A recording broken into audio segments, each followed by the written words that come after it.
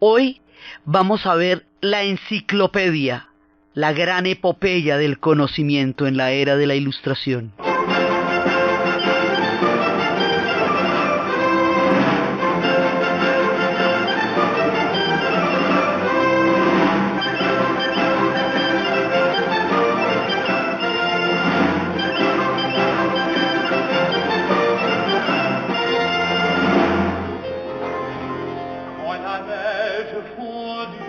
La vez pasada estábamos viendo cómo dos mundos totalmente distintos se estaban gestando en Francia.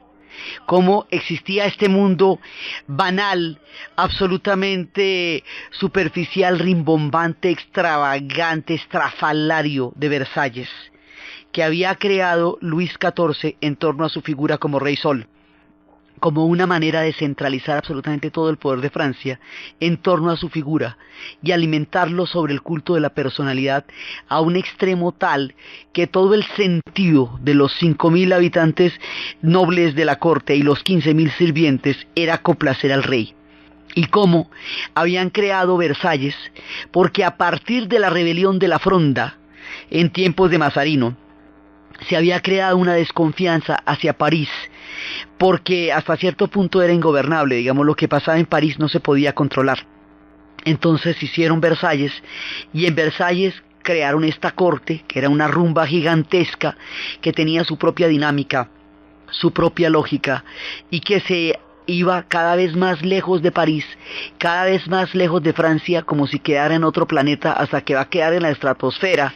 Y cuando un día de esto la sorprenda una revolución colosal, no la vio venir ni supo de dónde, porque en toda la banalidad de la coquetería, las pelucas, los tapetes y los muebles, no se dieron cuenta en dónde quedaba esa corte de Versalles. Eso quedaba en Francia.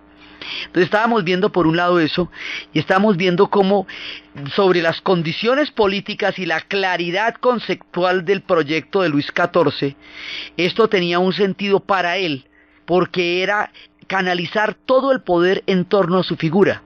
Pero ya después, cuando venga Luis XV y Luis XVI, que tienen perfectamente perdido el objetivo de para qué se hizo semejante pachanga, ellos viven solamente en la pachanga, y vivir solamente en la pachanga los va a dejar, sí, digamos, esto era bastante banal en términos de proyecto, pero tenía un sentido político para Luis XIV.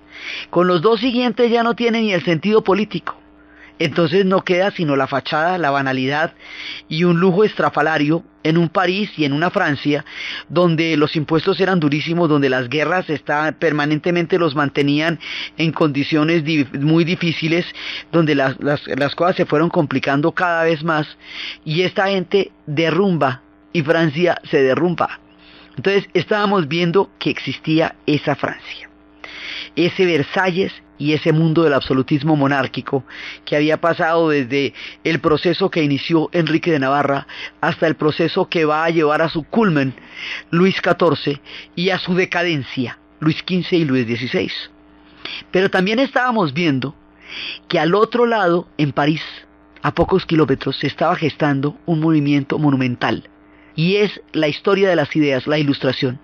Y estábamos viendo cómo se empieza a cuestionar todo este fundamento del absolutismo monárquico, porque se considera que no tiene presentación que lo gobiernen a uno esta mano de pelipintaos estrafalarios, mientras Francia se derrumba, y que todo el billete sea para que esta clase parasitaria rumbie como le parezca más chévere, que eso no es serio como proyecto, por lo menos para el resto del pueblo francés, que no tenía la oportunidad de danzar en la corte, ni de estar escuchando el clavecín, ni de estar viendo todos los coqueteos y los escarceos, ni las escenas tras cortinas y tras bambalinas que se presentaban en Versalles, entre todos los pasos de los tacones y entre toda la exuberante decoración.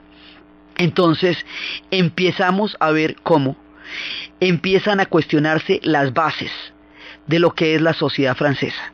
Entonces el absolutismo lo empezamos a cuestionar porque está dependiendo de una voluntad que Dios le confirió al rey, lo que no nos consta, porque eso es muy complicado ir a preguntar a Dios si eso es así. Entonces lo primero que se va a solucionar Es el tema de qué vamos a hacer con Dios aquí. La ilustración es el tema de la razón.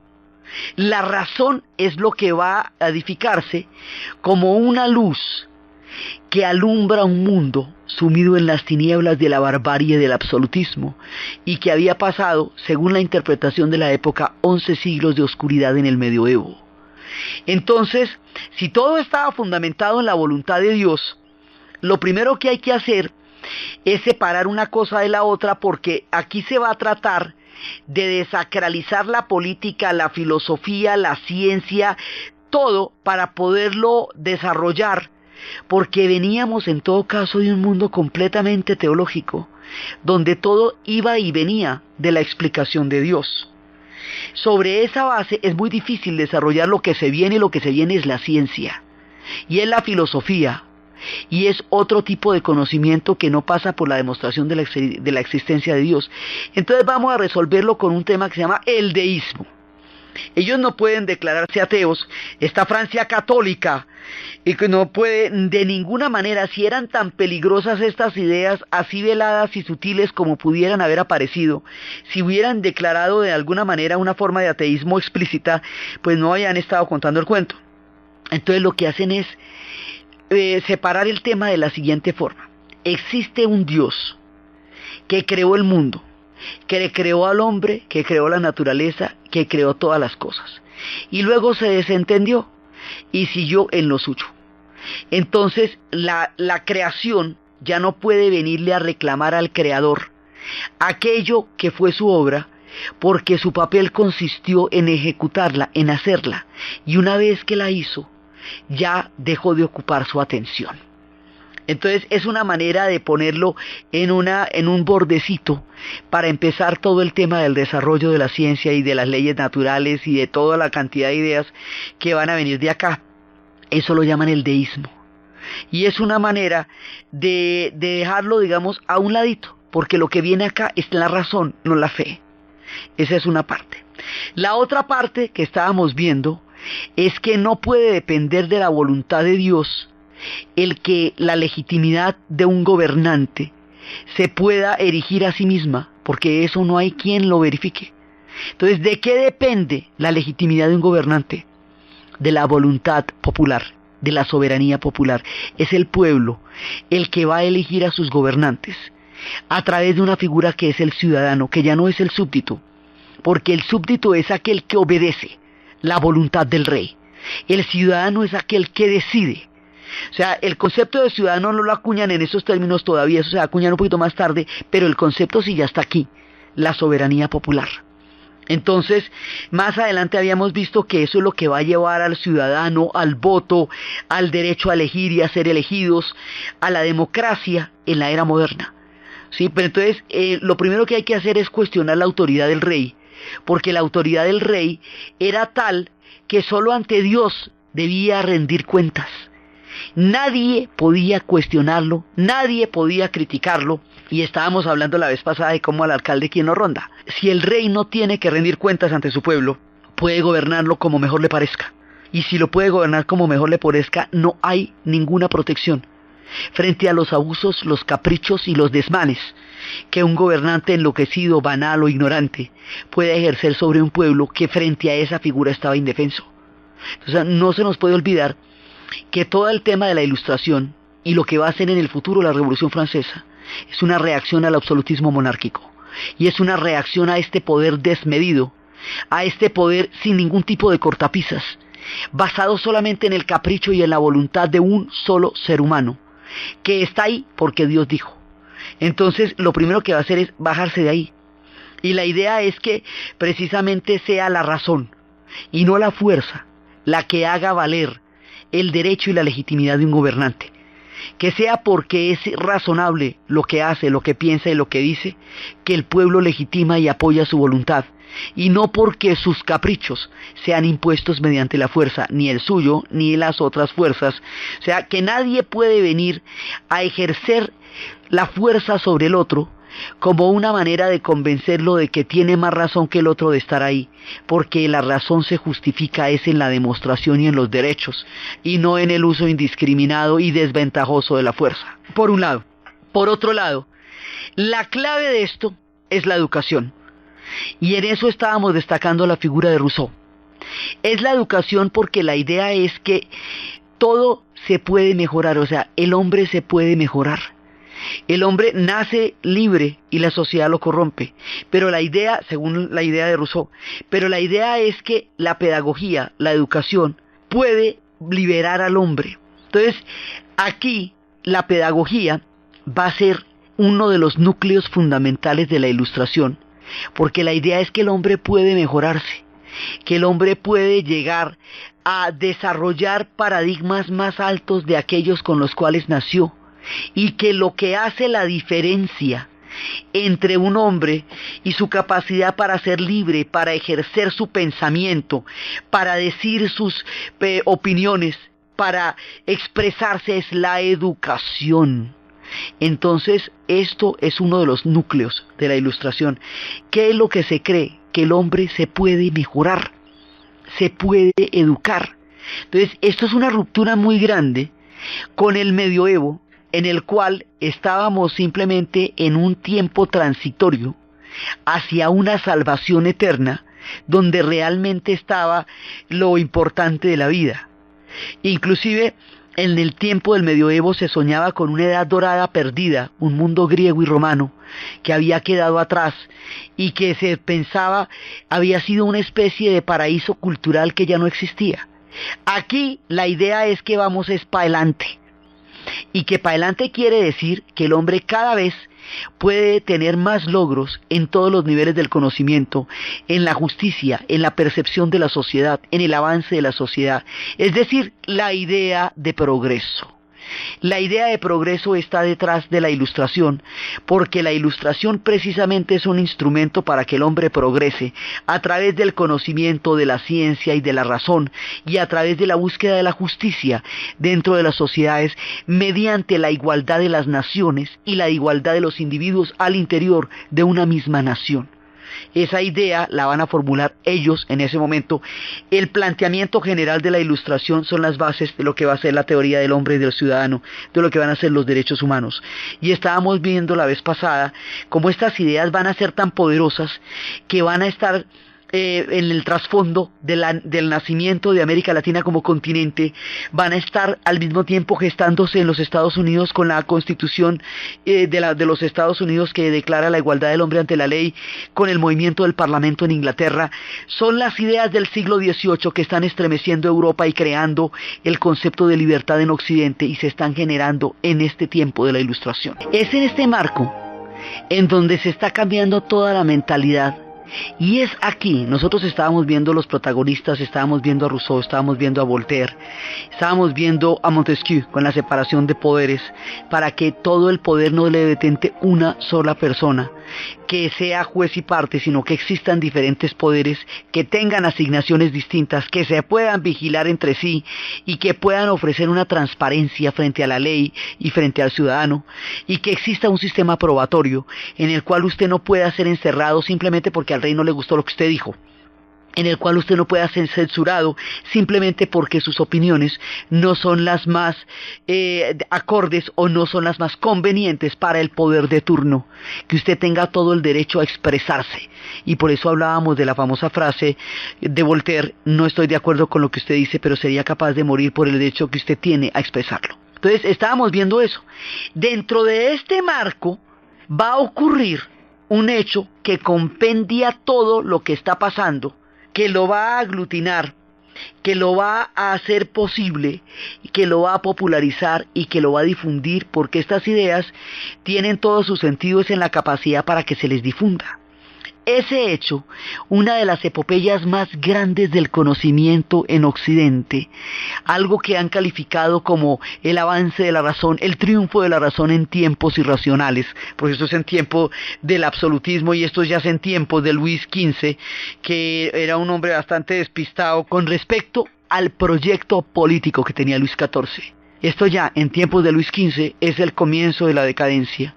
Entonces, en esa época, donde imperaba todo ese sistema de espionaje, de censura, de persecución, ahí se va a generar la epopeya de la enciclopedia.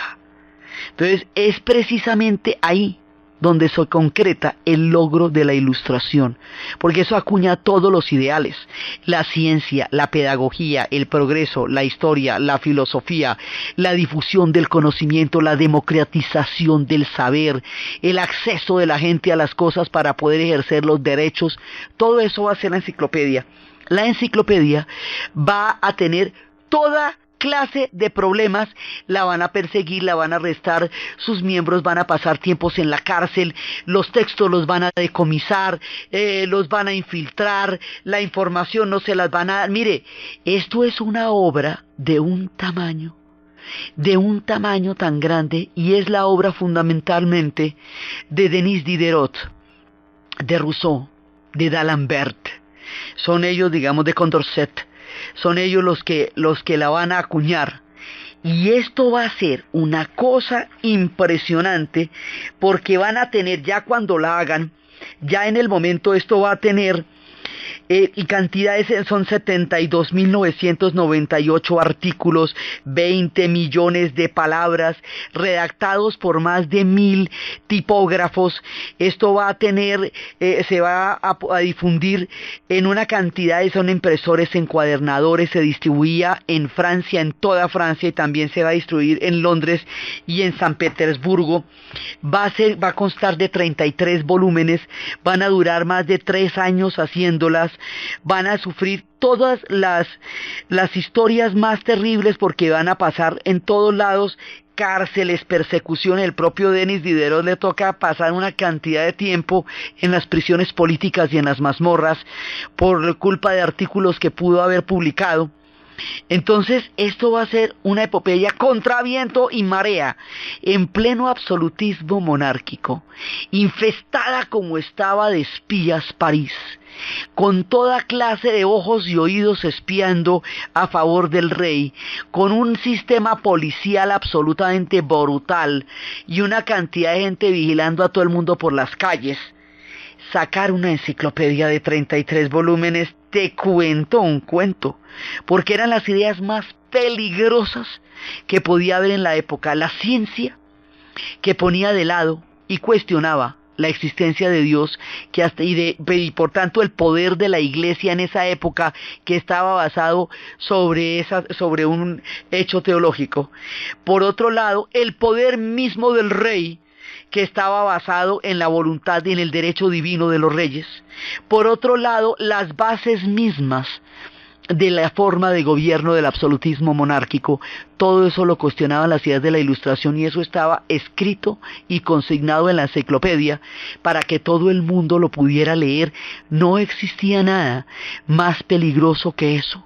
Los protagonistas son unos muchachos de 20 años que llegan a París tan apasionados y tan fogosos como solía ser en su juventud D'Artagnan, cuando venía de Gascoña, convertido en un aventurero para desafiar a París. Sus aventuras no fueron menos peligrosas que las de traer los herretes de la reina para salvar su honor en la famosa fiesta en Los Tres Mosqueteros. Se batieron a los duelos del pensamiento y del saber en una época de censura impresionante, y empezaron a crear los artículos. Era una historia de la ciencia, de los oficios, de la filosofía. Estos jóvenes personajes se van a casar con unas mujeres que no estaban interesadas para nada en la enciclopedia, pero de las cuales estaban enamorados, y que consideraban que estaban casados con unos refracasados, porque un tipo que está haciendo una enciclopedia, por lo cual se muere de hambre y además paga con cárcel, eso no tiene una presentación. Pero en el caso de Rousseau, tuvo una mujer que lo protegió durante 13 años, mientras él cultivó un espíritu y un conocimiento, y después la dejó y se casó con otra que no le interesaba la enciclopedia. Como no les interesaba las enciclopedias a las esposas, se conseguían unas amantes que sí les interesaba la enciclopedia, donde la pasaban metidos mientras discutían de la enciclopedia. Había círculos de discusiones. Las madames, las damas, abrían su casa y decían que en su casa se podía discutir libremente y se podía acceder a cualquier hora para tocar temas varios. Cuando una mujer declaraba eso en sociedad, se estaba abriendo una casa de discusión, y en esas casas de discusión era donde fluían las ideas, alrededor de las figuras protectoras de estas madames, que eran como especies de albaceas, al servicio del flujo de las ideas, porque eran las que en su casa albergaban la posibilidad de las discusiones. Eran mujeres de la nobleza que se permitían estos lujos y hacía que se encontraran la gente por allá, porque todo el mundo empezaba a rondar alrededor de estas casas donde se estaban discutiendo las ideas. Entonces, originalmente empieza por un encargo de la traducción de una enciclopedia. Esta no es la primera enciclopedia. La historia de las enciclopedias es muy antigua en la humanidad.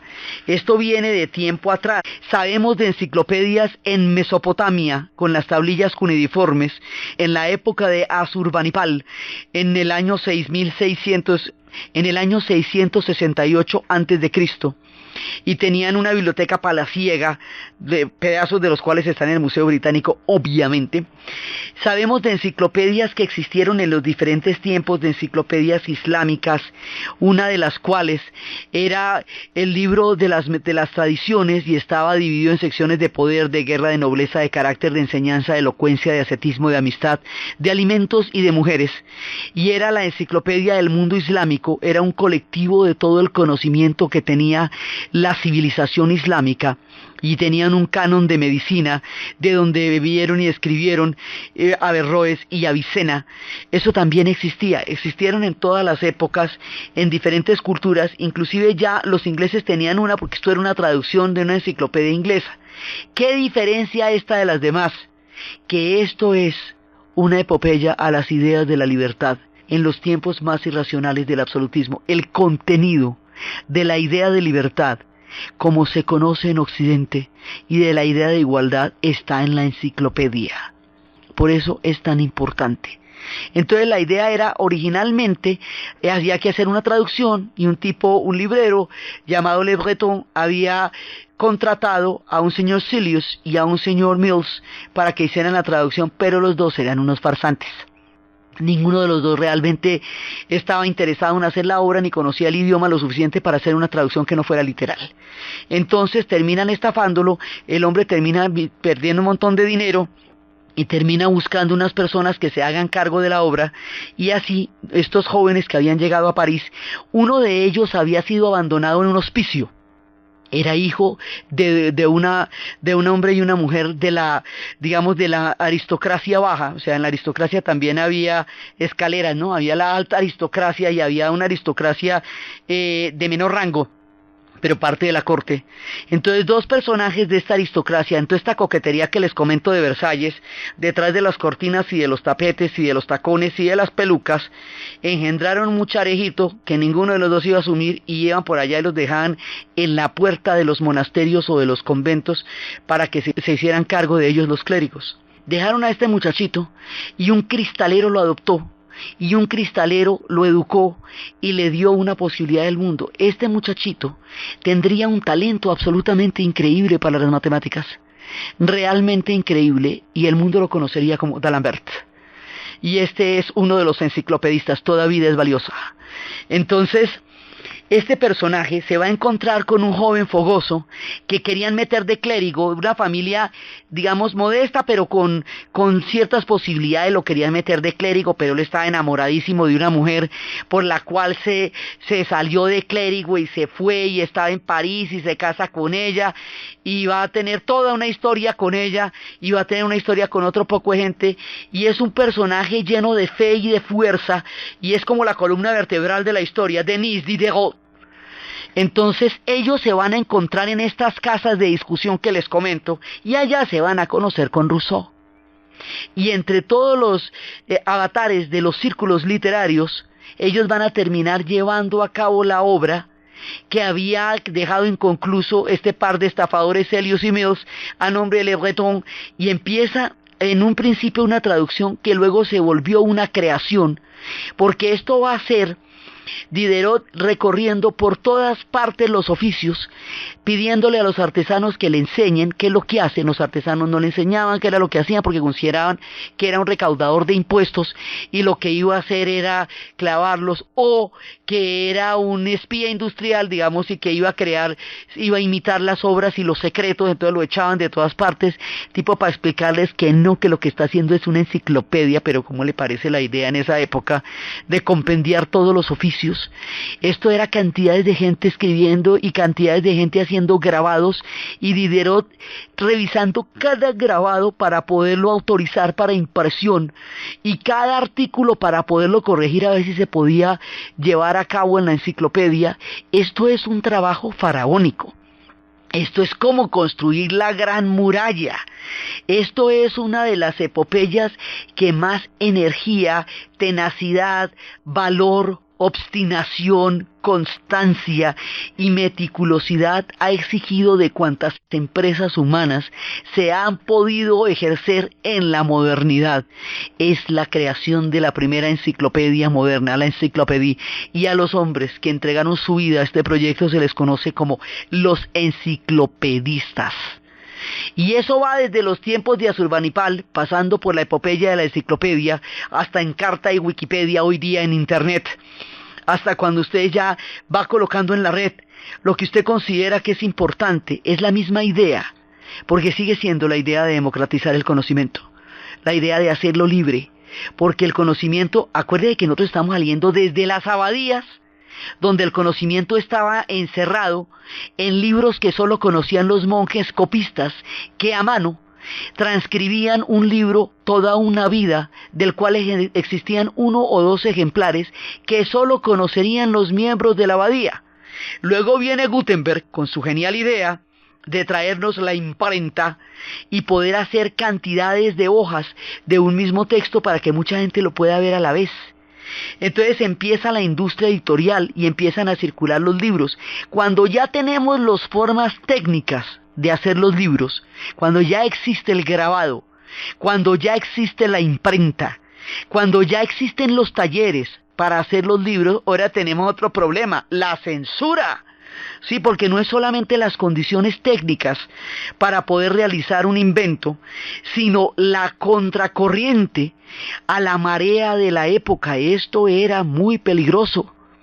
Era imaginarse que el hombre era completamente libre solo porque así lo creía. Era imaginarse que nada ni nadie podía parar la capacidad del hombre de preguntarse, de saber y de conocer. Era la idea más peligrosa de todas en tiempos del absolutismo monárquico. Era la idea de la libertad, consignada en miles de artículos y en todas estas historias y grabados. El desafío más poderoso a todo lo que estaba pasando en Versalles era la circulación del mundo de las ideas a través de la enciclopedia.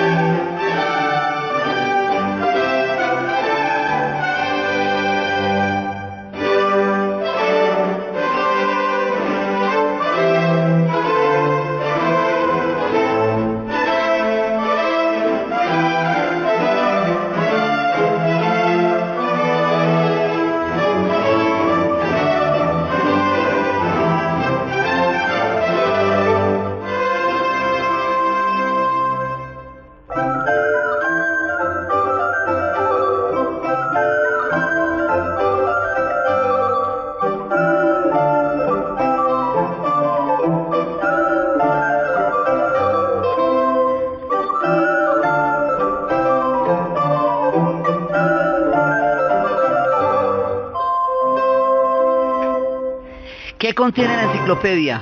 Definiciones y artículos que explican los temas. Entonces, París. París, ciudad capital de Francia, situada sobre el Sena, a unas 90 leguas al sudeste de Londres, 95 al sur de Ámsterdam, 160 al noreste de Viena, longitud 0 de París a Notre Dame, 20-21-30 grados, latitud 48-51-20, longitud de París al observatorio según Cassini, 19-51 y 30 grados. París es una antigua ciudad, una de las mayores, más espléndidas y más pobladas del universo.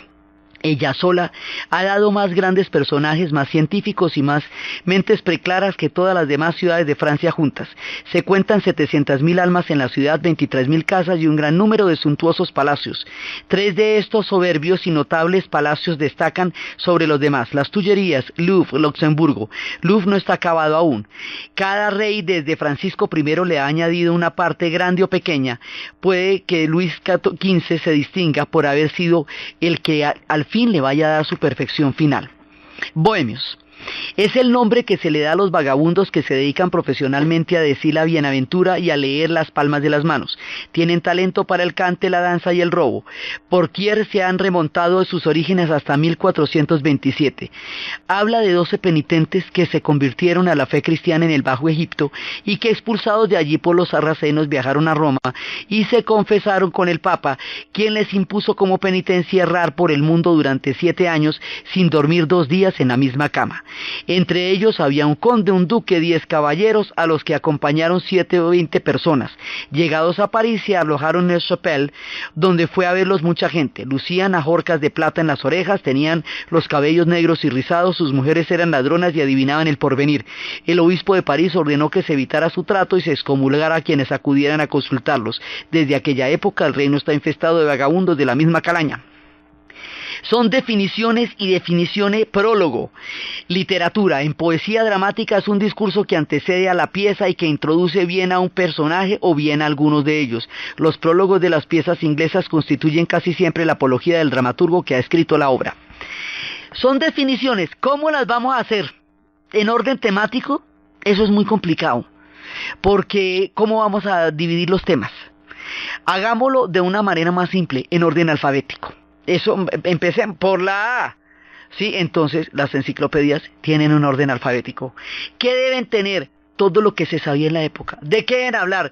De física, de química, de matemáticas, de literatura, de filosofía, de filología, de lenguaje, de todo lo que usted quiera. Hay que hablar en la enciclopedia.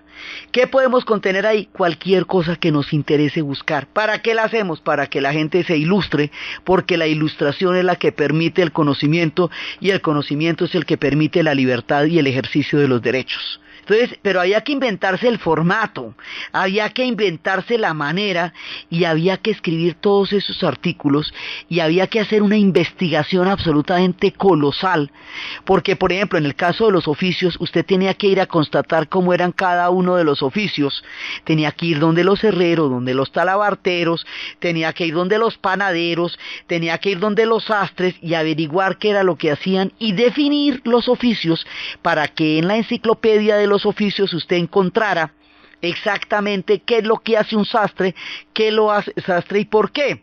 Entonces eso, como se tiene que evidenciar de primera mano, requirió atravesar muchos lugares para poder entenderlo y escribirlo y definirlo y consignarlo en la enciclopedia. Entonces no es solamente escribirla, que ya de suyo es complicado, es investigar todo lo que había para poderlo consignar ahí. Usted tiene una responsabilidad cuando hace una enciclopedia, porque lo que está ahí tiene que ser verdad, entonces tiene que poderse verificar, entonces usted tiene que ir a investigarlo, consignarlo y que eso lo puedan probar, porque la seriedad de un proyecto de estos depende de la exactitud con que las palabras se digan y con que se definan las cosas. Pero si a esto le añadimos que les confiscaban las copias, que les quemaban los manuscritos, que durante mucho tiempo muchos de ellos estuvieron en la cárcel, que les tocaba huir a Holanda para poder seguir escribiendo allá, que les tocaba huir a Inglaterra para poder seguir escribiendo allá, porque cada ratico tenían que salir del país, que se hacía en condiciones de rebeldía, que se les consideraba los más subversivos, que se les consideraba ateos, irresponsables, locos, fascinerosos, se les consideraba herejes, se les consideraba traidores. Todos los epítetos que se pueden esgrimir contra aquellos que amenazan un poder reinante le cayeron a los enciclopedistas. El pobre Diderot lo tuvieron en confinamiento solitario hasta que casi se le seca el alma, y esto eran cartas por toda Francia para que lo liberaran, hasta que le dieron por lo menos la posibilidad de recibir visitas, porque había muchos tipos de cárceles en esa época, pero había unas cárceles que eran específicamente para presos políticos, o sea, cárceles donde estaban por sus escritos. Una era Vincennes y otra era la Bastilla. Entonces, la Bastilla era también la prisión por excelencia para los opositores al régimen. Entonces tocaba ir y a visitar a ese señor allá porque le iban a dar un confinamiento eterno y le daban velas y velas, y él decía, no, yo no necesito tantas velas, las van a necesitar en el invierno. Y bueno, pero ¿cómo así que las van a necesitar en el invierno? Pero ¿hasta cuándo me voy a quedar aquí? Como no había sistema probatorio, como no había un juez ni un juicio, porque todo esto se va a crear a partir de las ideas de la Ilustración. Entonces a usted lo detenían simplemente porque sospechaban de usted. No necesitaba un cargo, ni un juicio, ni una sentencia, porque nada de eso era necesario. Usted estaba ahí hasta que San Juan agache el dedo, ¿me entiende? Entonces a usted lo liberaban era porque tuviera una cantidad de influencias, porque mucha gente se moviera y porque lo pudieran sacar de ahí. Pero si usted no tenía quien hiciera todo eso, pues a usted duraba ahí el tiempo que el capricho les diera por ahí. Por eso es que era tan importante desarrollar un sistema probatorio. Entonces este hombre, metido allá, que por los artículos que escribió al principio lo negó todo, al cabo de un tiempo lo confesó todo, a ver si confesándolo lo podían liberar. Entonces le tenían una carta diciéndole que él tenía que prometer que se arrepentía de eso y no iba a volver a escribir, o si no, la prisión iba a ser para siempre. Y él siempre, Denis Diderot, tuvo en su cabeza la espada de Damocles de que algún día le sacaran esa carta que él había firmado y le persiguieran las ideas de todo lo que él siguiera escribiendo. Siempre estuvo bajo la amenaza. Esta gente está todo el tiempo vigilada y todo el tiempo espiada.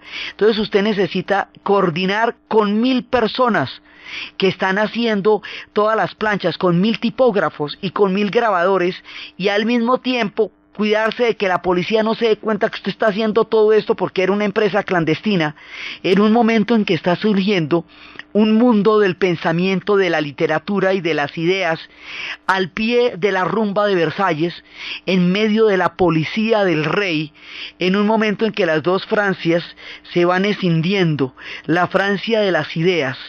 ¿Y cómo serán de poderosas las ideas? Que esa Francia de las ideas, clandestina, entre los salones de las madames que abrían sus casas al debate, las tipografías y las imprentas clandestinas al lado de toda la policía que estaba infestada de informantes, esa Francia de las ideas que se está gestando en la alborotada y pensante París, eventualmente va a terminar tumbando a la de Versalles, que estaba en ese rumbonón, porque en algún momento las ideas de esta gente le van a hacer pensar a los de la siguiente generación que no solamente hay que pensar así, sino actuar en consecuencia. Sí, o sea, cuando las ideas van a convertirse de ideas en proyectos, se les va a ocurrir que este rumbonón de Versalles ya no se lo van a aguantar más, y que van a manifestarles cómo no se lo van a aguantar más. Las ideas de la Ilustración son la base de la Revolución Francesa. O sea, lo que va a hacer la Revolución Francesa es llevar estas ideas a la práctica con todos los, digamos, con lo ancho y lo largo que va de una idea a un hecho. Que esa es, digamos, como la gran incertidumbre de la historia humana, lo que va de las ideas a la concreción de las ideas. Sí, eso, digamos, ahí veremos en su momento lo que pasa entre una cosa y otra. Estas ideas van a ser después, cuando la revolución triunfe y cuando la revolución cabalgue por la mano de Napoleón, se van a esparcir por toda Europa a través de los ejércitos napoleónicos, que van llevando a todas partes las ideas de la Ilustración.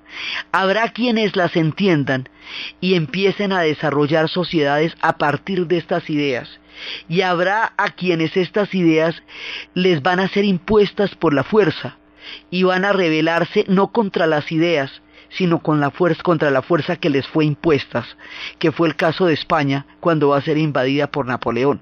Es Napoleón el que va a hacer que todo esto se conozca en un sentido análogo a como Alejandro hizo que la cultura griega se conociera en los confines de la tierra, más allá del espacio específico de la península, siendo Francia el país más grande de Europa y más poblado.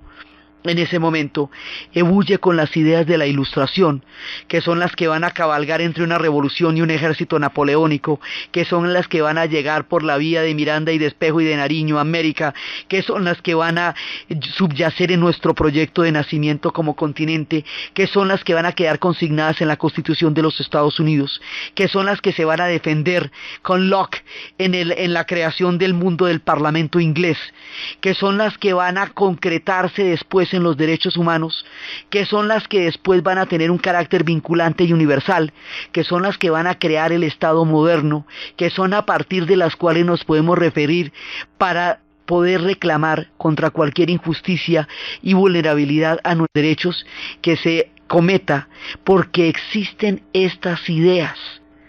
Todas esas ideas que le han dado la vuelta a la historia y han conformado los referentes éticos del mundo moderno se hicieron en esos talleres, en esas imprentas clandestinas, en esas discusiones, en la idea del contrato social de Rousseau, en la idea de la libertad de opinión, en la idea de Condorcet, de Condillac, en la idea de Montesquieu, en la idea de Diderot, en todo el pensamiento que cree que el hombre es capaz de superarse a través de la razón, es capaz de entender el mundo si lo puede pensar y se puede pensar a sí mismo como un sujeto libre, y que tienen en la ciencia su más grande compañero.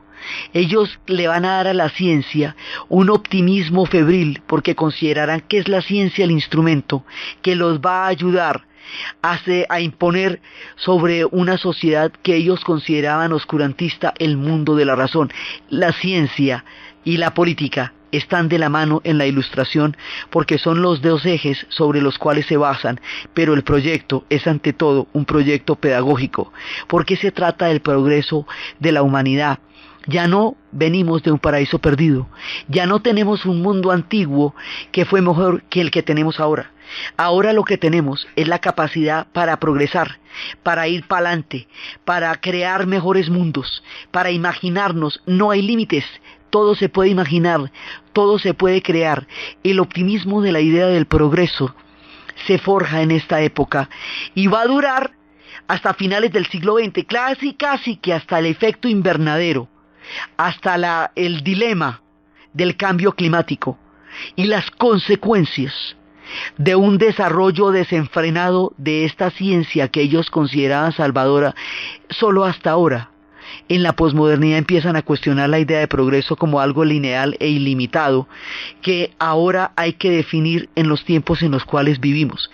Pero hasta entonces, la idea de progreso va siendo el paradigma del desarrollo de Occidente y va a ser el eje del siglo XIX. Y cuando más adelante Darwin haga su teoría de la evolución, está basada en la idea del progreso. Todas las ideas que se van a hacer en el siglo XIX, todas, el liberalismo, el capitalismo, el comunismo, toda la evolución están basadas en la idea de progreso. Y la idea de progreso es la idea de que el hombre es capaz de evolucionar y desarrollarse a partir de su propio pensamiento, y que esa evolución tiene como condición la libertad. Lo que esta gente hace en sus humildes talleres, en las prisiones confinadas, en los solitarios aislamientos, en los círculos de discusión, es abrirle la cabeza al mundo y darle en sus propias manos la capacidad para transformar su historia, única y exclusivamente a través de la fuerza de las ideas. En esta época, como la ciencia va a ser el instrumento a partir del cual se vayan a valer para hacer posible el progreso, En este momento se va a cambiar la idea del hombre, de la tierra madre a la tierra máquina. No es la tierra como espíritu sagrado, sino como un mecanismo, como un reloj, que se puede entender y descomponer y armar y desarmar, como un Lego. La tierra que se puede entender con leyes naturales. Toda esta idea va a ser que en un momento de ahora, en este momento está en crisis este paradigma, pero aquí se estaba inventando y con eso es que se forjó Occidente.